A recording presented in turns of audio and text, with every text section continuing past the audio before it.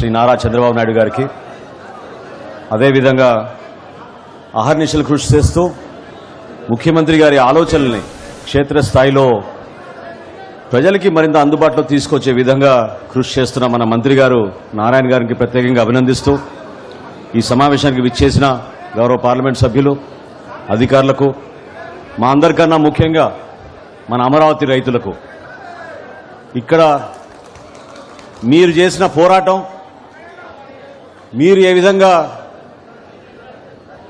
మనకు ఒక రాజధాని ఉండాలనే తపనతోటి ఆ రోజు గౌరవ ముఖ్యమంత్రి గారు ఎప్పుడైతే అమరావతిని ఎంపిక చేసి ఈ ప్రాంతంలో మనం ఒక అద్భుతమైన రాజధాని నిర్మాణం చేద్దామని నిర్ణయించారో, ప్రతి ఒక్కరి కలల సాకారం కోసం మీరు చేసిన త్యాగం, మీరు పడిన అవమానాలు, మిమ్మల్ని పెట్టిన ఇబ్బందులు ఈరోజు మనస్ఫూర్తిగా మన గుండెలు నింపే విధంగా ఒక సంతోషంతో చేస్తున్న కార్యక్రమం ఇది.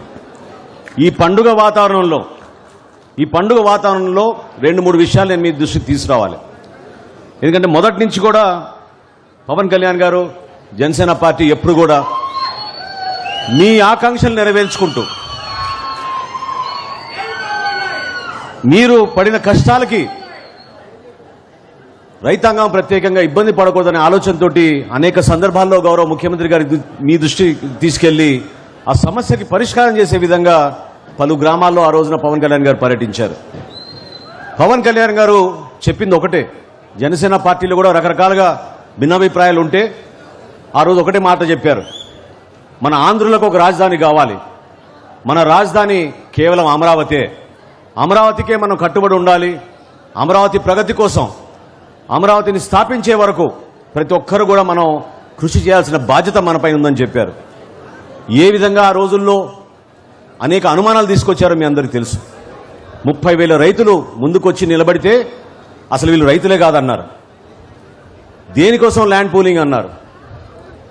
ప్రభుత్వం ఎట్టి పరిస్థితుల్లో కూడా ఈ కార్యక్రమానికి ముందు తీసుకెళ్లకుండా గత 5 సంవత్సరాలు అంటే వైఎస్ఆర్సీపీ 5 సంవత్సరాల్లో జగన్మోహన్ రెడ్డి గారు చేసిన అరాచకాలు, వారి నాయకత్వం, స్థానికంగా ఉన్న నాయకులు, ఎమ్మెల్యేలు కానివ్వండి, ఎంపీలు కానివ్వండి, ఏ విధంగా మిమ్మల్ని ఇబ్బంది పెట్టారో, ఏ విధంగా కనీసం ధర్నా చేయడానికి ఒక టెంట్ కూడా ఏనివ్వలేదో అది మీరందరూ కూడా మర్చిపోబాకండి. మీ అందరి కోరిక మేరకు ఇందాక నడుచుకుంటూ వస్తుంటే నేను ముఖ్యమంత్రి గారికి గుర్తు చేశాను, హైటెక్ సిటీ నిర్మాణం చేసినప్పుడు ఆ రోజున చిహ్నంగా ఒక కొత్త చార్మినార్ నిర్మాణం చేద్దాం, ఒక కంటెంపరీ విధానంలో వర్తమాన ఆలోచనతో ఉండాలి, కొత్త చార్మినార్ నిర్మాణం చేద్దామని అక్కడ మాదాపూర్ దగ్గర ఏర్పాటు చేశారు. అమరావతి వంతెన ఈరోజు మనం ఏదైతే మెయిన్ మన సీడ్ యాక్సెస్ రోడ్కి మనం ప్రయాణం ప్రశాంతంగా జరిగే విధంగా ఏర్పాటు చేసుకున్నామో, ఆ సందర్భాన్ని నేను గుర్తు చేస్తే ఇది ఒక చిన్న బేబీ స్టెప్ లాగా మనం భావించాలి.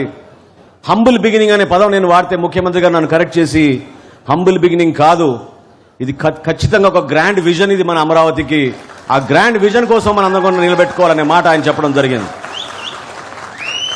మీ అందరు గర్వపడే విధంగా మన ఎన్డీఏ కూటమి ప్రభుత్వం, గౌరవ ప్రధానమంత్రి గారి సహకారంతో మన ప్రభుత్వం ఏర్పడిన వెంటనే వారిచ్చిన ఆర్థిక సాయం కానివ్వండి, మానసికంగా మన అందరినీ కూడా ఇబ్బంది పెట్టిన రోజులు వాళ్ళందరికీ కూడా బాగా తెలుసు.